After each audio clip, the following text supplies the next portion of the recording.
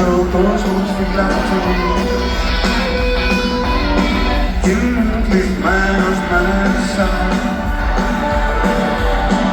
Έστρωχα χρόνια μπροστά έξω αυτή την πόρτα όμως αυτή άνοιγε μπροστά μέσα.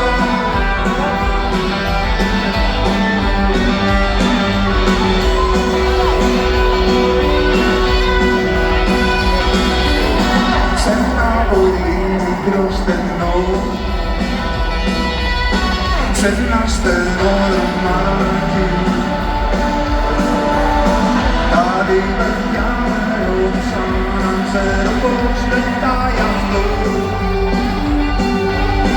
το αεροπλάνο.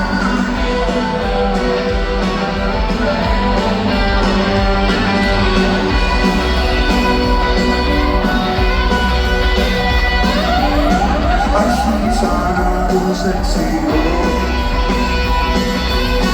δείχνα να με προσέχουν, ώσπου να δω αν με κοιτάν πήρα το πορτοφόλι μου κι άρχισανε να τρέχουν.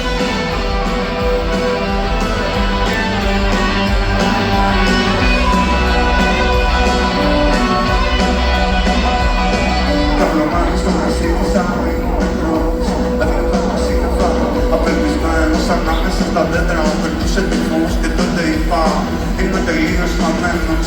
Όλα αυτά που ήξερα ήταν άχρηστα πια, κανένας δεν γυρνούσε ούτε καν να με κοιτάξει. Πηγαίναν δίπλα κάποιοι, πηγαίναν στη δουλειά και τίποτα δεν μοιάζε να είμαι εντάξει. Ξαπλωμένος στο κρεβάτι, τυφλωμένος από το φως, έψαχνα να βρω πως σταματάει το ξυπνητήρι. Ο κόσμος, ένας καθρέφτης θολός, στο πάτωμα γυαλιά και ένα σπασμένο ποτήρι. Σκέφτηκα μια ταινία που θα δει για το Weekend. Πήγα στο παράθυρο και ζαλισμένος άρχισα να γελάω και σκέφτηκα πως δεν έχω σταθεί ποτέ.